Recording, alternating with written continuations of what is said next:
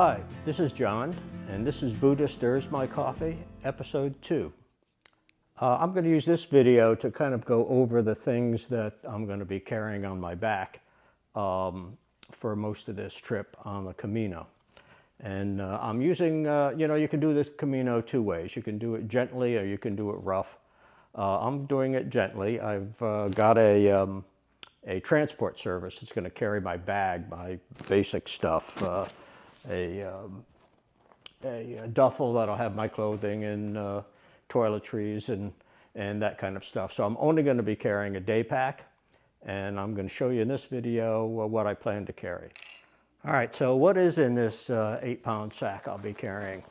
I've got it divided up into some logical compartments, I think. I've got in the front compartment a poncho. I also have a rain jacket in here. It's actually just a regular jacket that has some rain resistance, a light jacket. I'll be wearing that probably every morning because it's cool in the morning when we get there in the 50s. So when I start off, it'll be cool, and as the day progresses, I'll probably be taking it out and carrying it in here. So I'll have the poncho, and I can use that if it's raining after I put the jacket away. And it's going to rain 20 to 30% of the time. This time of year it rains in Galicia, so I can almost be assured that at least some days I'll be raining. It'll be raining on me. Hat, of course. This is a collapsible water bottle. Collapsible only because it's easy to transport that way. Obviously, when it's full, it'll be in one of the side pockets. Flashlight. I'll be leaving some mornings when it's still dark. And probably coming in some nights when it's a little dark too. So having a flashlight is handy. Bug spray, whether I need it or not, I don't know, but it is going to be in the 70s during the day. It is fall, so you never know. Having it is better than not having it. Obviously, I can leave it with my pack, with my transported pack if it turns out that's not something I'm going to need. An umbrella. Always need that. My handy dandy Spanish language card. And then the back of this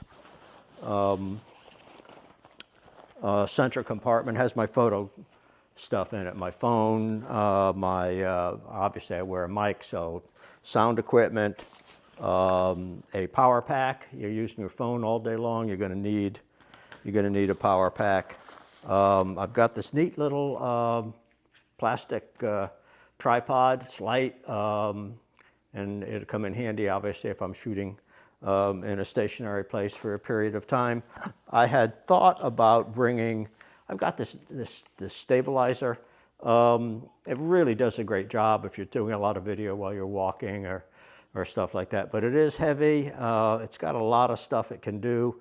Most of which I'm not going to be doing on this trip. So I think the fact that it is heavy, its weight makes it much less preferable than that nice little plastic one that I just showed you.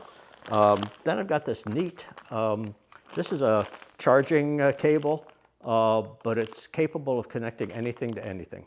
It's got several different attachments at either end. So it goes to several different USBs and lightning cables and etc. I also have charger a block in here with a European connector. So there's the power supply for it if I need it. Obviously, I've got some hearing aid batteries in here, some lens wipes, and this is a storage device. It's a kind of a special thumb drive that they've made for iPhones. So since there may be a lot of video on there that I want to keep, I do have it stored in the cloud, but there's going to be some times where I'm not going to have that kind of connectivity. So here's a place that I can store it without endangering losing it. The front compartment is divided up into two kind of interesting areas. The front area is more of an emergency area. There's a first aid kit in here with some comp seeds, some moleskins, Band-Aids, gauze, some antibiotic, ointment, some lamb's wool. Obviously, if you're going to deal with a blister, the time to deal with it is before it becomes a blister. So you put that stuff on a hot spot and you're fine. Duct tape wrapped around an extra pin.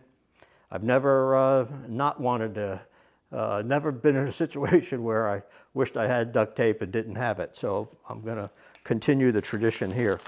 Some wet wipes, you're on the trail, you never know. Tissues, and most important element, this is a little corkscrew bottle opener. You never know when you're going to need one of those. In the front of the bag, there's some neat little compartments for your phone, for stuff you need to get at right away, some snacks.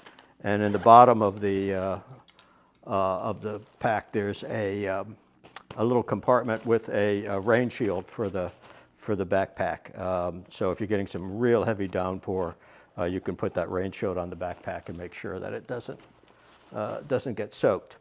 In addition, I've been looking at these Camino books for the last several months, and they're loaded with information. Obviously, I don't want to carry something this heavy in my day pack, but I am going to throw them in my duffel so it'll go from location to location, and I'll cannibalize them, pulling out the sections that I want for that day. There's just so much to see as you're walking along this route. So many historical sites, so many archaeological sites. So having this stuff handy will be great. I also have, obviously, all my travel documents and my itinerary, all the hotels I'll be staying in, the contact numbers, emergency number for everything else, and just some general information on who to contact for various things if you run into a problem. So overall, I think that last but not least, of course, a little notebook with a pen and sunglasses. Obviously, will be in there. And this is your credential that proves to the powers that be in Santiago de Compostela that you've actually made the walk. And this is kind of a travel passport. As you go from location to location, your lodging will stamp it as you arrive, and the next morning when you leave. If you stop along the way, you get the restaurants to stamp it or a cafe to stamp it. Some of the attractions, some of the locations will stamp it. Some of the little towns have their own stamp that'll stamp it for you. So you have your passport stamped or your credential stamped when you get to Santiago de Compostela. The office looks at it, verifies that you've indeed walked the distance that you needed to walk in order to qualify for the Compostela.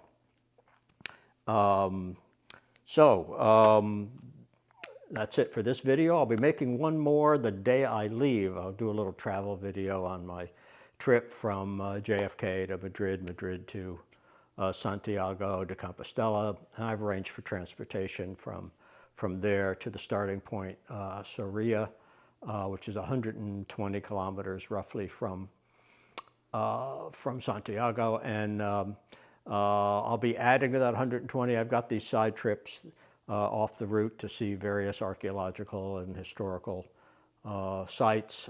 So my total mileage will be about 150 to 160 kilometers, somewhere around 90 miles, a little over 90 miles or so. So that's it. Look forward to seeing you for our next video, and thanks for watching.